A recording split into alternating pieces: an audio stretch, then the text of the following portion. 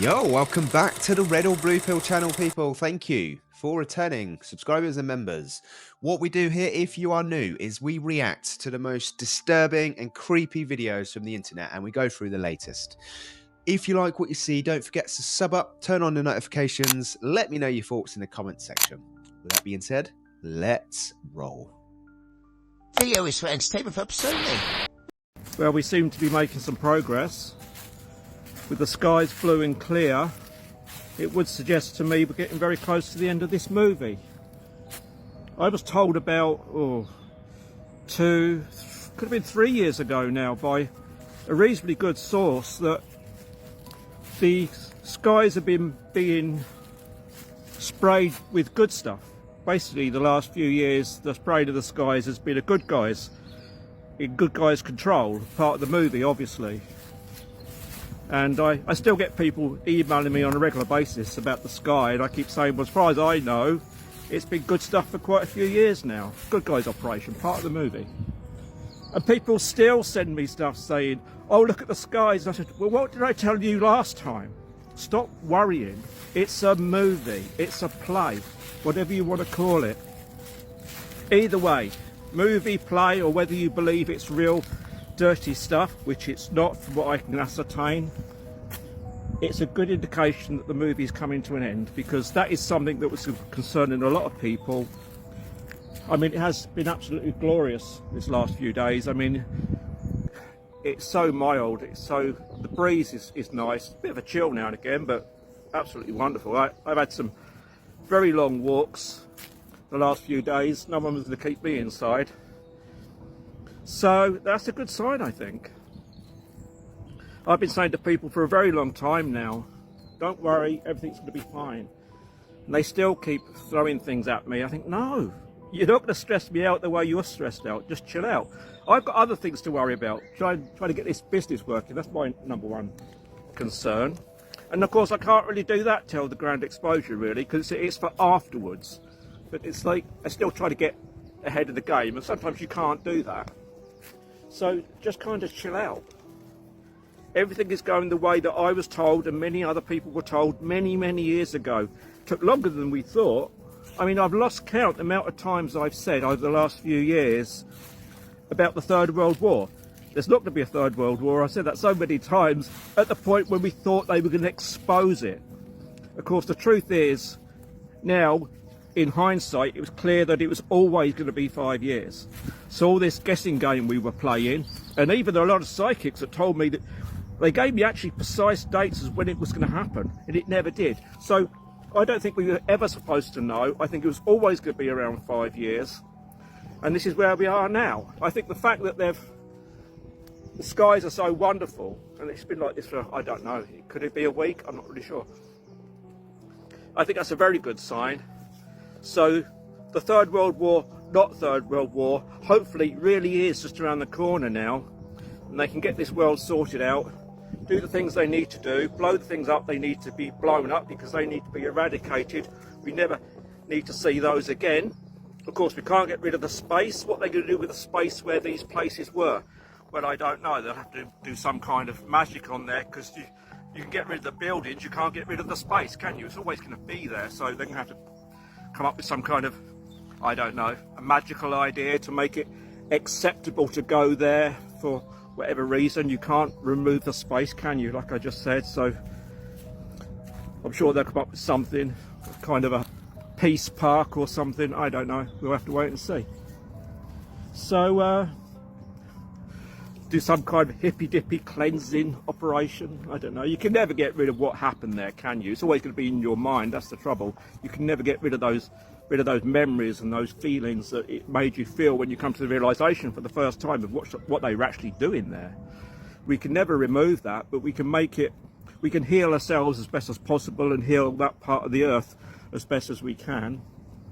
Anyway, I think we're in a very good place. I felt very well connected, better than usual over the last few days. Like I think I've already said, I had some wonderful walks, walking out in this, but I'm still getting tinges of anxiety and stuff, mainly from my own doing, really. I know what my mission in life is. I've got to do it, and I get a bit anxious about I'm not making ground. Of course, I'm not allowed to. It's not time, you know, but we're human, aren't we? So we do allow ourselves to sometimes get dragged into a piece of anxiety, even though we know if you're connected, there's nothing you can do about it. Anyway, that's just my quick chat as I walk through the woods, and I'll come back with something else later on. Whoa, okay. Not thought of that theory. Not thought of that theory. That would actually make sense. So the theory that we got there is that actually the people that are putting the trails in the sky, which for me is obvious that it's to block the sun, to stop the sunlight from coming down, is the good guys. I don't know. I mean, it depends how you look at it, but the only reason I can see that is if it's part of an ongoing battle that we don't know about, you know, potentially galactic, something that we don't really understand as just as normal standard human beings live in our day-to-day life, is that the people that they're fighting don't need the sunlight.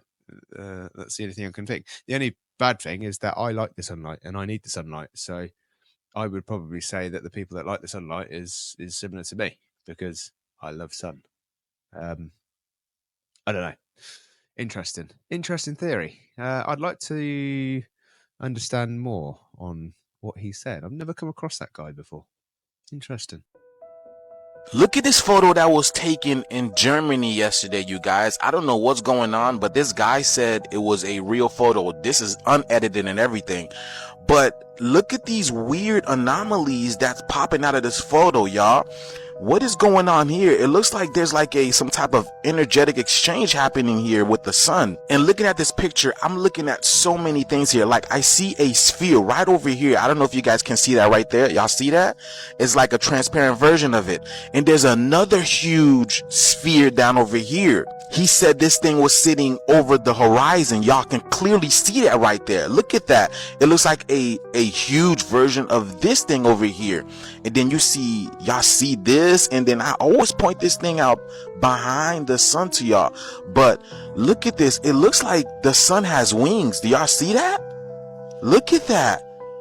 Those look like huge wings. The sun looks like it's got some crazy aura around it. I see blue over here, purple over here, and then this whole energetic exchange going on over here. This is crazy. But yes, y'all, this was taken yesterday in Germany, and you see they're trying to, obfuscate it. Y'all see that over here. There's a lot of things happening in the sky, y'all, just throughout the whole world, period. And to me, this right over here looks like a portal. Like it's a gateway getting ready to open. Am I tripping? Do y'all see that too? Look at that. It looks like the Dragon Ball Z Saiyan ships, like the little pods that they come into Earth with. But what else do y'all see here? Let me know down in the comments below. The shift is here, y'all. Let's get it. Peace in. I just really want to know what's going on with the world. Like, I can see it not making sense, but I want to understand it. It's really frustrating. There is something going on that we don't know about, and it is probably some type of battle going on that we have no understanding with, and it involves the sun and the moon and all of that stuff. But the sun and the moon isn't what we think it is. It's something else. You know what I mean? But I don't know what. But I want to know what.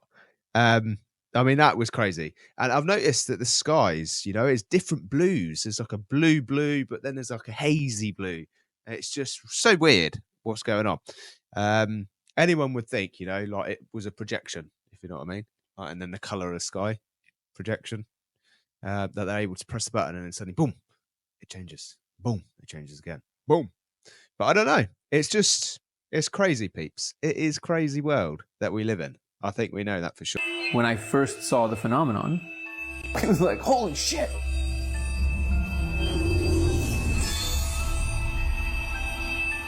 But then it was actually like, whoa, what is happening? Am I losing my mind? But then I showed other people, and things kept getting weirder. Just for the record, I haven't told him anything. Okay, just tell me what you see. Oh my God, come on. Wow, what the fuck? Holy shit. I just saw something. Yeah. What the fuck? Oh, I see that. I feel it. I've been under the influence of mind-altering substances a lot, but I've never seen anything like that. I showed over 100 people, and I kept asking myself, how are all of us seeing the same thing? Oh my God. It's changing shapes right there. The laser was revealing numbers and letters running in a pattern. They're almost like this big here, and it looks like code. It looked like programming code. It's definitely saying something, and I just want to take a picture of it and translate it. Wow. You see that? Okay, so yeah, it's not stuck. No. It's not because of the light. No, it's on its own side. Light is just literally revealing it. And each angle shows you different layers, different ways through it. I could see through the wall. It's not like a hallucination. It has spatial awareness and permanence. I don't know. Whoa. For centuries, mankind has attempted to explore these psychedelic, altered states, but we've never had a repeatable, testable phenomenon to observe. Yeah, if you don't know what's going on there, they are basically taking like a DMT, like some type of hallucination drug that allows you to experience some certain things. But what's happening is they're all looking into this light and all experiencing the same thing, which is they can see code within the red light, which when you're hallucinating, you know, if it's a hallucination, generally you all have different experiences, whereas they're all having the same type of experience. So all, I think over 100 people they were saying were all experiencing the same thing, which you would then start to think, well, it's got to be real. Like they can see the code, the construct of maybe what that's made up of, which is numbers, which is crazy, really. And I hear lots of scientists like talking mumbo jumbo, but you know, I've heard people say that there's code embedded in the actual DNA of a human. What that really means, I don't know, but it sounds like we live in a simulation, if you ask me. Wouldn't it be crazy if Hitler was still alive in the 50s and there's a secret city beneath the pyramids? Yeah, kind of a crazy week, actually. Here's a picture that was released in the JFK files for some reason. There's that guy sitting there. Interesting. He was in Cuba, apparently. Here is the corresponding document. You can see the subject is Adolf Hitler. The CIA agent seems to kind of play moot and says he's not really sure, can neither confirm nor deny. Moving on, did you know that sound wave technology radar systems have been really upgraded so they can really see clearly what's underground? This picture was beneath the pyramid, the Great Pyramid. When they had AI render a model of it, it was giant staircases leading hundreds of feet underground. And here you have what looks to be a city 600 meters under the pyramids. Fun fact, they found an electrical anomaly under the pyramids earlier this year. Yeah, it's one of them topics that you can't really talk about in history because it just gets flagged up because of, you know, all the trauma, apparently. Like it was that long ago, but we can't talk about it because of the trauma. You know, the people that are controlling and run these things, they don't mind, you know, what they do to children, but they care about your trauma, apparently. That's why you can't talk about it. Yeah, I've seen a documentary where he goes to Argentina, and really the guy had underground tunnels. Nobody has an escape plan like that deep if they're really going to just give up that easily of how he did. And if you look into it, really, what you see now, which is all a show, it was probably all a show back then. Breaking news, and by breaking news, I mean this literally just happened last night. But in Vegas, where I live, right outside of Vegas, a 12-foot monolith showed up out of nowhere last night. Now, there's an area outside of Las Vegas, if you're familiar with Las Vegas, that's called Seven Magic Mountains. And it's this art installation. It's this gigantic structure of rocks that are different colors, and it's basically like a tourist attraction, a place where you can take photo ops and stuff like that. But last night, authorities have confirmed that a 12-foot monolith just showed up without permission, was given no permission and undetected. So there's no detection of it showing up. And they have said that it will be removed, but further investigation is going on right now before it's removed. But this literally just happened last night outside of Las Vegas. And it's not the first time that a monolith has just randomly shown up all over the entire world. But I wanted to share that with you guys now. It is on the news. You can Google it. You can research it. But yeah, a 12-foot monolith just showed up in Las Vegas.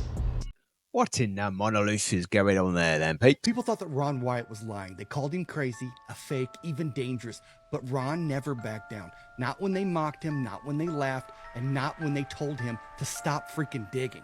Because in 1982, just outside of Jerusalem, Ron Wyatt said he found something so important, so impossible, it would change everything we knew about the Bible, about history, and even about Jesus Christ. He said that he found the Ark of the Covenant. And not just that, he said it was covered in the dried blood of Jesus Christ himself. Ron Wyatt wasn't an archaeologist. He was a nurse from Tennessee. He had no degree in biblical studies, no backing from a university, but he had something else. He had an obsession. In the late 1970s, Ron traveled to the Middle East with a Bible in one hand and a metal detector in the other. He said God led him there, not metaphorically, literally. He claimed that God told him out loud where to look, the Garden Tomb. That's what he said. That's what he said he was told. A quiet spot near the Damascus Gate in Jerusalem where some believe Jesus Christ was buried. Ron got permission to dig, which surprised even him. The site was protected, but somehow they let him in. He dug for months, chipping away at dirt and rock, moving slowly towards something he couldn't explain. Then, one day, he found a crack in the rock. A natural tunnel that went deep beneath the city. Ron followed it down, crawling, squeezing, not knowing where it actually led. That's when he said he found it. A chamber, hidden, sealed, untouched for thousands of years. Inside, he said that there was a large stone box, and inside that box, under the lid, was the Ark of the Covenant, the real thing. The chest built by Moses, the one that held the Ten Commandments, the one that could call down fire from heaven that killed anybody that touched it. Ron said he didn't open the lid. He said he didn't have to, because something else had caught his eye, something right above the Ark. On the ceiling of the cave, there was a crack, and on that crack was dried blood. Right above the Ark, he looked at the crack, he traced it back, and he realized something. The crack ran straight up through the rock all the way to the surface. At this point, Ron was stunned because he knew at what spot he was sitting. The exact spot underneath Golgotha, the hill where Jesus Christ was crucified. He said that when Jesus died, the earth shook, the rock split, and his blood ran down through the crack in the stone and landed right on the mercy seat of the Ark. Old covenant, new covenant. Law and sacrifice, mercy and grace, all connected in one impossible moment. Ron said angels were there when he found it, literal angels. They told him it wasn't time for the Ark to be revealed. They told him it would come out after a law was passed, one that forced the whole world to worship on Sunday. Until then, no one was allowed to move it, so Ron left it there. He took photos though. He said he collected samples of the blood. He tried to get it tested. He said that the lab looked at it and told him that it wasn't normal human blood. It had only 24 chromosomes, half of the DNA. They said it had no human father.